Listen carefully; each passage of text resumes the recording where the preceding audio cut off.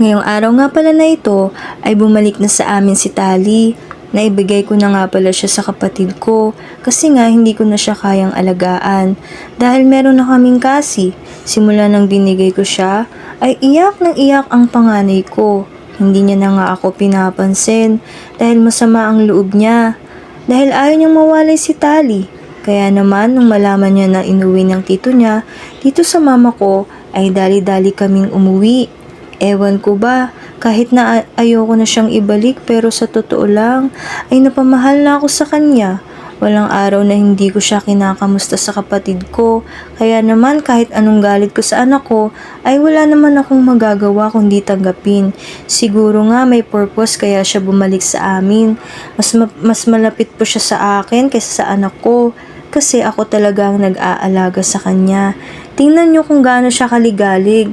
Nagtataka nga ang anak ko bakit sa akin daw siya malapit, hindi sa kanya. Paano ba naman? Pinapakain niya lang kapag sinabi ko. Salamat po sa pakikinig. Hanggang dito na lang. Paalam!